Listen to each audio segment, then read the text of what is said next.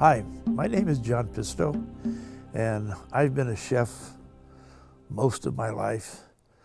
I started in this business when I was in my 20s, and I'm one of the few people that I have never had another job.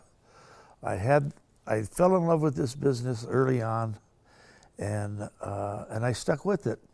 While I was in my third year at a 2-year college, not knowing what to do with my life, I had a cousin up in San Francisco that had a deli, Hofbrau, where they serve hot pastrami, hot corned beef, all made on the premises, real nice. And he needed some help, and I went up and helped him over a weekend. And I absolutely fell in love with that business because I love the thought of people coming up to me and then making them a sandwich and then them being very happy about it and telling me, thank you. The sandwich is delicious. That stuck with me. And after I was invited to go up there, we moved up, and I spent about a year with him, and then we sold it. But I wanted to get into cooking, and the only thing I've ever done before was I did some commercial fishing. When I was in high school, I went up to Alaska, commercial fished up there. I thought I was going to be a fisherman. And after 1 year, spending 3 months up in Alaska, living on a 32-foot boat and using a bucket as a toilet, I said, that's enough for me. I'm not going to do this. So that's how I ended up going to the chef school. And when I graduated from that was in Monterey, and they had I think it was about a 14-month program, and it was, I think it was Cornell University. They modeled it after that, and we had all these chefs from the cruise lines as our instructors, and it was very, very good school. And I really knew then I found what I wanted to do. And after I graduated from there, I went to be the night chef at the Golden Tea restaurant, which is still there. And the people that owned it had this magnificent idea. Now talk about ideas. These guys got what are now called tri-tips. Those days we called them the triangles. That cut of meat was used for hamburger. All they would do is make hamburger out of it. Well, these guys developed a system, and I remember we were paying 19 cents a pound for it, where they would cut steaks off of it and then butterfly the end of it, and that would be a pepper steak where they would load it up with bell peppers and onions and mushrooms. And the big steaks were called champagne steaks. Small steaks were called steak sandwiches. And we sold a champagne dinner for two for, I believe, it's $14. And it included a bottle of champagne each, soup and salad, and one of these nice steaks. And they're about 10, 12 ounces, maybe even more. And we even gave them a dessert. I mean, for that price, and we sold tons. I mean, tons. I stayed there about 3 years, and I got tired of that. And my father, being a tailor, being his own boss, he always would tell me, John, get off on your own. Do something you want to do. Do it for yourself. So about that time, the British invasion hit the United States. And the Beatles and everything English became very, very hot. And I thought to myself, English fish and chips. I think that's what I'm going to do. I'm going to open a little shop and make English fish and chips. So I looked around. I found a place on the wharf. It was just a small place, I think about 600 square feet. And I started selling English fish and chips. And I got written into these travel books. And pretty soon I had people in line to eat English fish and chips. I mean, it was amazing. Now, in those days, it was $1 for 2 big pieces of fish, big thing of chips, which is French fries, and beers were 25 cents. And I tell you, we'd go through lines of people. I mean, very, very, very popular. And we sold some other things. And after about 3 years, my girlfriend at the time, who is now my wife, I'd go home and she had this cat. And when I'd go home, the cat would run to me and then he'd start licking all the juices off my clothes because he smelled, my head's over a fryer and I'm dipping it and throwing it in. I mean, I'm doing this all day. And I fit the oil in my hair and everything. This cat just wouldn't leave me alone. He just licking and licking.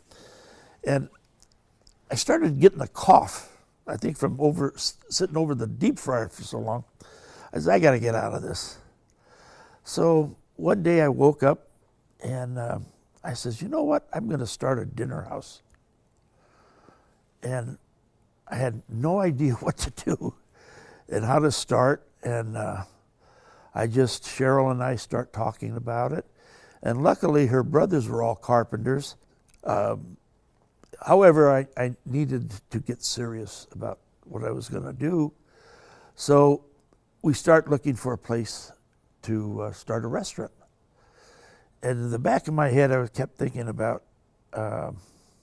Woody Guthrie had a movie out called Alice's Restaurant. Now that was quite a few years ago, but it was a place filled with plants, and everybody was eating very healthy foods then, or trying to eat healthy foods, I should say. And I said, I want to kind of do it after that, and all the interior wood and make it very jungle-like. And so we started working. Took us 6 months. We found the place. It was right next to the Sardine Factory restaurant, and I talked with the owner of the property, who happened to be Ted Ballesteri, and who was the owner of Sardine Factory, and we struck a deal, and they had a bet that I would never open the place. But he had faith in me. He said, "He's kid's gonna do it. That kid's gonna do it." So we start working. We opened the restaurant. I had a kind of a hippie, not a hippie, but our menu was, I was using whole grains then. I was trying to use native thing. I know I had a buffalo stew. And the name of the Wailing Station came about because in Monterey there is an original old whaling station, which I tried to get from the city. And they took one look at me with my hair. They said, "Hey, kid, don't bother us." I said, "Are you son of a guns? I'm going to find a place and I'm going to call it the Wailing Station." And that's what I did. And the decorations we did around it, we kind of made it look like an old building. So anyway, defiant. Never did like government. Never did like being told. So anyway, we got the thing going, opened it up, and all my friends, all long hairs and stuff. Well, they didn't have a lot of money, so I didn't have very many customers in that day. So I said, it wasn't working too good, and I said, I think we got to change it. Got to change the concept a little bit. So what we did was mainstream it a little bit more, put seafood, put steaks on it. And then I put my own style into it. I think what's interesting is I took this gamble without even knowing basically what I was doing. I know I had to sell a house, I had to sell a car. I had something like $50,000, and I was sleeping with my girlfriend Cheryl at the time in her house, and she worked real hard too. We really busted our butt. I mean, I worked lunch and dinner, And it was rough going. It was really, really hard. However, as we changed our menu, see, we opened in about 1970, and I wanted to learn more about cooking, so we had some relatives that were in the south of France. I contacted them, and they invited me over to maybe if I could work in some of the restaurants, get some new ideas from the south of France and incorporate them into my menu. And what I noticed there was that they were using all local ingredients. I mean, everything, and it was all very seasonal. And you look at the wine list, and the wine list was just wines from the area. And I said, geez, we don't do that in Monterey. I mean, the wine list is all over the place. I mean, at the time, this is an interesting figure. There were only 240 bonded wineries in California back in the early 70s. And now there are, I think, thousands. I mean, we were on top of our wines because I got to know all these guys on a personal basis because they were trying to sell their wines too. American wines hadn't hit the international scene yet, or even national scene as far as that goes. And so what I started doing was start using local ingredients, and I got rid of all the foreign wines, just put Monterey, or just California wines. And everybody says, you're crazy. I said, no, it's gonna work. And then I got this idea of using an artichoke as a starter. That's very local. And using all the local fish, and really making it a local restaurant from the products that we had around us. Well, we started off pretty good. I changed the menu, it went real well. We were lucky, and this man walks in one day from, he had dinner, and he says, I want to talk to you. He goes, my name is Bill Rice. I'm from the Washington Post newspaper, and I'm very impressed with what you're doing here, and I'd like to do a nice article on you. The Washington Post was, my God, that's third or fourth largest newspaper in the United States. I said, are you kidding me? And so he did an article, and when it came out, geez, I had 1 million phone calls saying, you're on the front page of the food section of the Washington Post. Whew. Well, this was part of the new movement that was just starting to happen in the United States, where the restaurants were waking up to doing their own local foods and using source products that you find in your own area, and the wines, and now it's gone crazy with the beer and all the the produce, and it's become mainstay now. But then it was very new. It was very new. And so I start doing all these dishes. At that time I was cooking on a wood fire, and nobody had done that.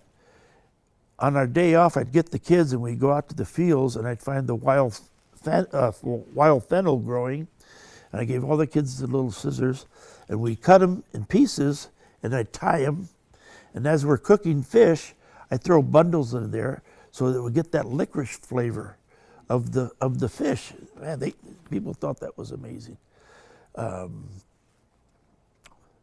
Then the restaurant kicked off, and it kicked off big. I mean, we got very busy. People loved the idea. And then the whole cuisine of America started to change at that time. So it was nice that Bill referred to me as one of the very first of the American restaurants to start really cooking American food. He says, one of the real founders, which I felt was very pleased to hear that. And he became a very close friend of mine. And at the end here, we traveled a lot together. I would be a celebrity chef on the ship, and he would be the wine expert. We'd give classes, and yeah, we traveled several places and had a ball. When I think back and try to figure, you know, I consider myself, first of all, luckiest man in the world.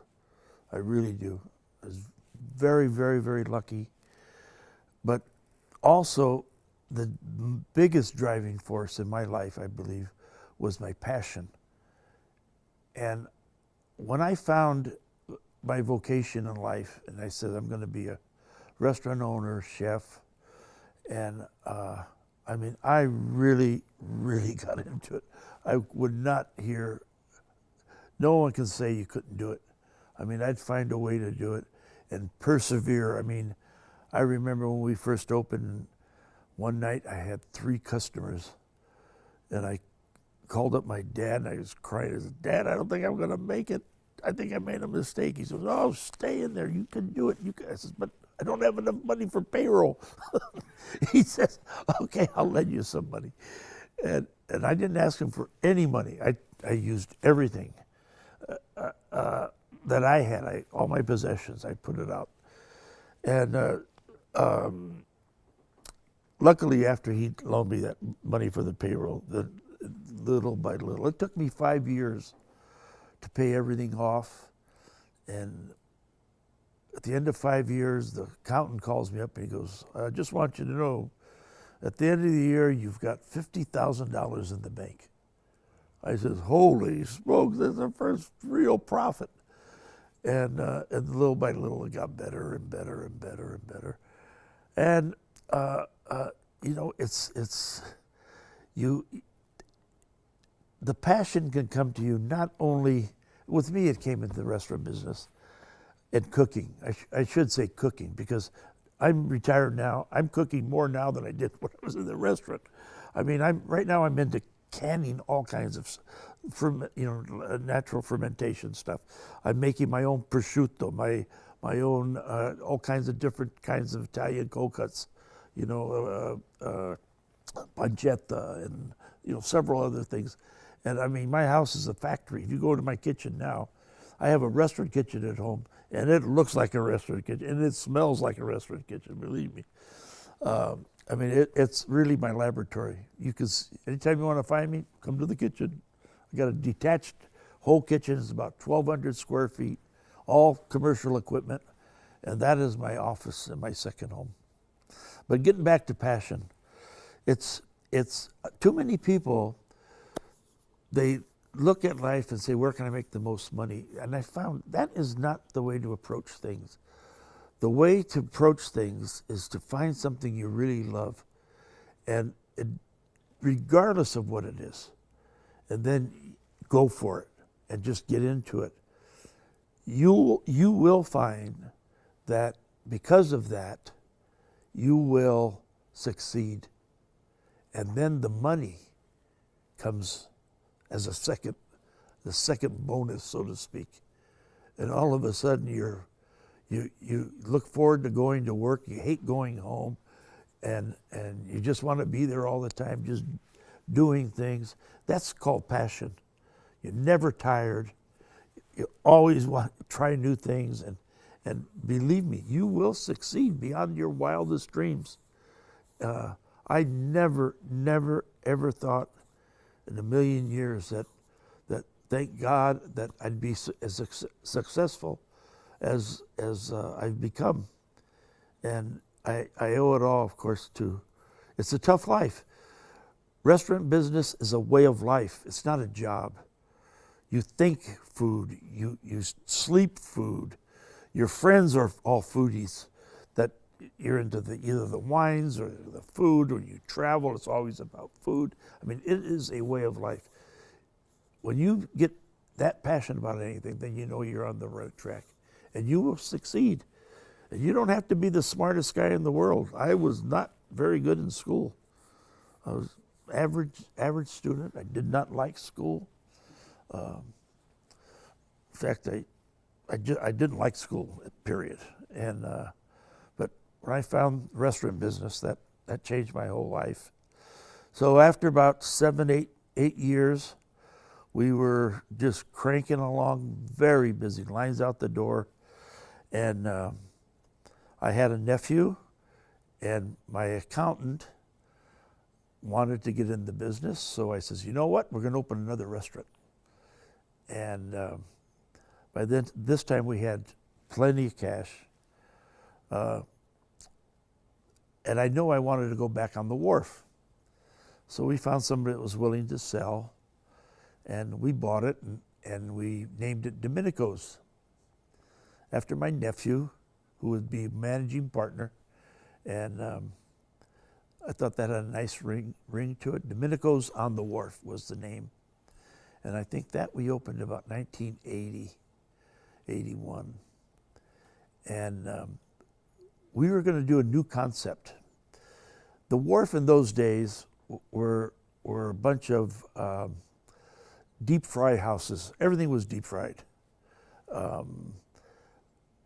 They had a flat grill that they used for grilling the fish.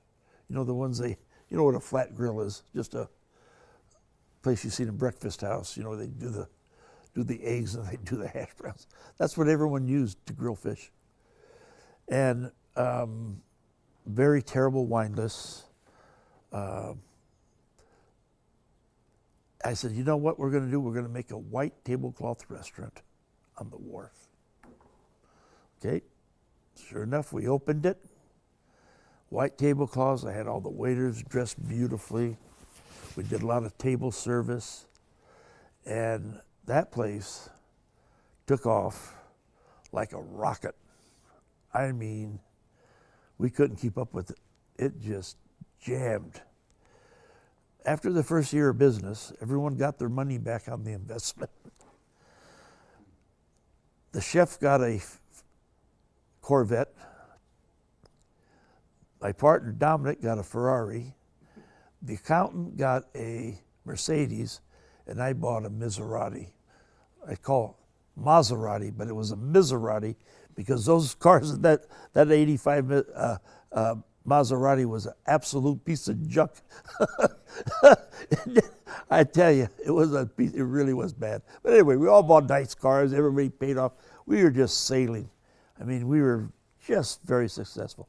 Why? This is very important. Do not copy.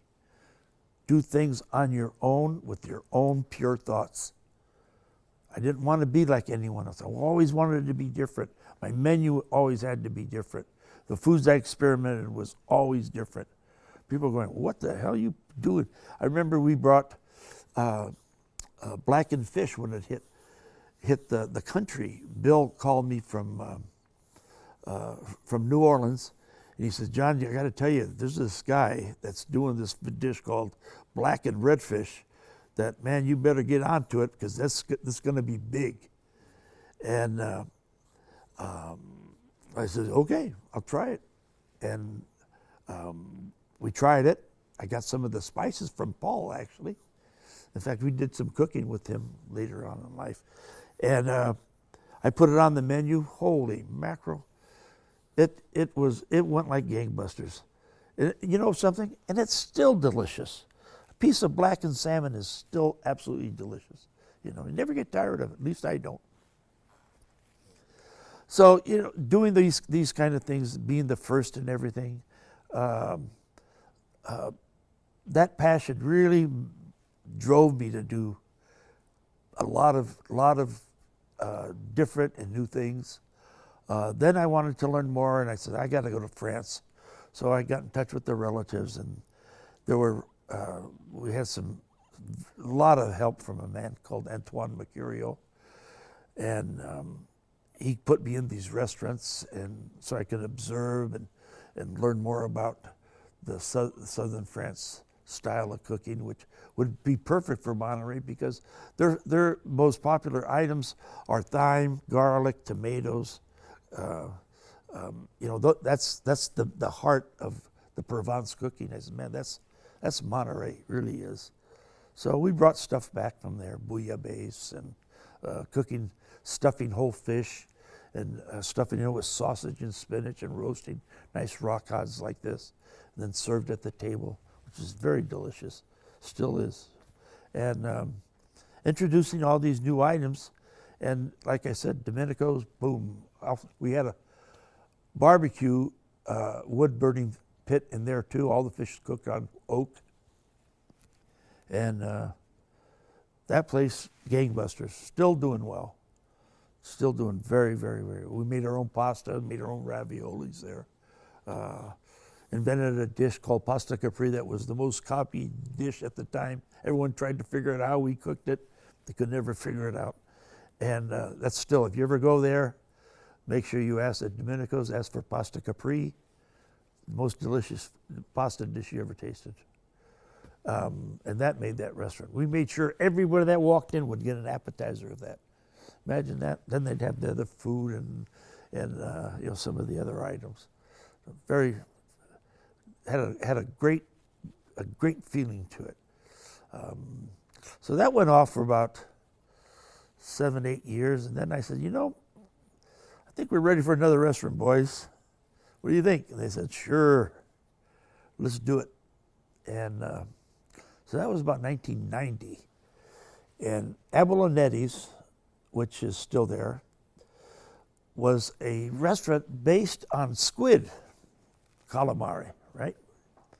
And these people had a menu of about 8, 9 different calamari dishes. And these were real old-fashioned Italians, you know, not real business people. And they were just limping along. I think at the time they were doing something like, I think 8 tons of squid a year. Because they would clean their own squid, and the food was very, very good.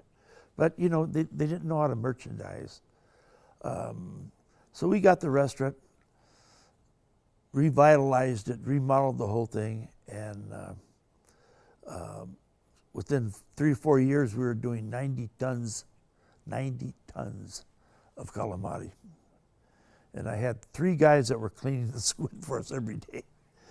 And that was quite an achievement. And that was another one that took off like gangbusters. I mean, once we opened the doors, boom, that thing just went crazy. Very, very, very good restaurant. Best squid dishes. If you're ever down there, ask for the Marty Special. That is a classic dish. I mean, just the best. I mean, people, it's legendary, you know. Of course, then we got into the Monterey prawns, and we were the first to really get that one off the ground. And that was back in the Wailing Station days, and nobody was using them. And I had a good friend of mine, Ronnie Aliotti, who was fishing, and he says, "Come on, let's try them here. Come on, please try them." And I think we were paying $1 a pound, maybe $1.50. Now, if you go to a Chinese restaurant up in San Jose, they deliver the live Monterey prawns to them, and they keep them in the tanks. And you order, and it's $100 an order. Something like $36 a pound. How's that? That was fun. So, you know, that kept going. And again, I think the key to the success of the restaurants was that we never copied anybody. I tried to always do things that were different. And you know, I have an old saying, I make dust, I don't eat dust. You know what I mean? I want to be out in the front. I don't want to be in the back. I want people to copy us, which we didn't appreciate that, but they did. And I think that was probably the most successful thing we've ever done, was being original. And so that went along for 25 years. Well, we sold it after 25. That went along for another 10 years, and we had an opportunity. Oh, in between, like I didn't have enough to do. In 1990, the cable channel here locally wanted to do a food show. They had an idea, Sal Ballesteri, and I did some live ads for Avalonettis,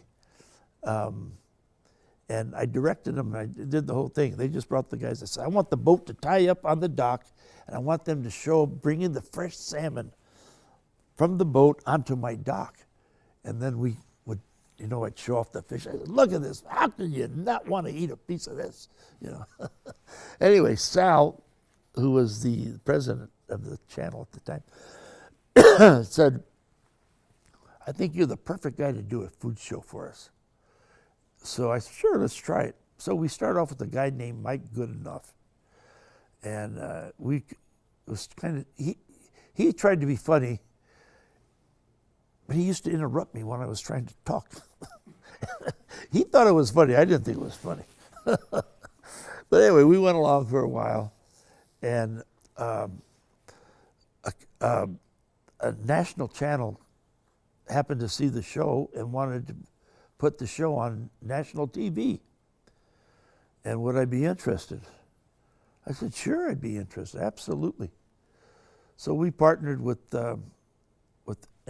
what was that called in those days? Yeah, with those guys, with Sal's help. And I started doing shows in my house and cooking dishes. Just doing different kind of Monterey's Cooking. In fact, that was the name of the show, Monterey's Cooking. That ran for 25 years. We just stopped doing it a few years ago when I retired. But that graduated into a whole nother idea of starting to travel. And we started traveling all over. I mean, we went and did shows in Italy, in France, in China, in Mongolia, Thailand. Then where'd we go? Up north, Canada, Alaska, Sicily, Croatia. Where are some of the other places? Just a bunch of different countries. And we remained on TV for over 25 years. And I had complete control over the show, and because we would never rehearse. And we had somebody come and look at us to do some show on some major network. And they said I'd have to do this. I says, I'm not interested. Sorry. I was making good money. I was not thinking of getting into that full time. I said, no, I'm happy with what I'm doing. I do everything the way I want it. We're a one-shot company. We shoot it one time, that's it. I mean, it was really easy. We called ourselves the Guerrilla Productions. I mean, but it worked, it worked. Then we got into a product line. I mean, here's an example of starting over here, and pretty soon you got this. I started bringing in pasta pots, these big pots with the 4 colanders on them. The restaurants use them where you can cook spaghetti here, raviolis here, gnocchi here, all in this one pot. It was, for the restaurants, it's amazing. Instead of having a big row of pots on your stove, you got one big pot. I mean, we sold so many of those things. It was crazy. Then we wrote books. Got 2 books out. The one book we've went to print 3 times on it. It was very popular. Then we got into a cast iron grill. We used to sell that like crazy. And we started our own spices and spice line, vinegar, oils. Got into a whole, it's a whole industry going here. We had the restaurants going, had the TV show, we had the products going. I mean, we were moving pretty good. And restaurants were very, very, very busy. And then we decided to open another restaurant, and it was on Cannery Row. And that was another gangbusters. Boy, that went crazy also. And that was called Paradiso. And that was a Mediterranean style place. And also a very good restaurant. There were some things that changed the dynamics of the row that kind of hurt the restaurant. And it was kind of a struggle at the end. So we just ran off our lease on that one. But the other ones I came to a point where I wanted to sell, and I sold them. And I got very good money for them, and was able to retire at the lifestyle that can do whatever I want. And which I say I'm the luckiest man in the world. I have a beautiful wife. I have incredible children.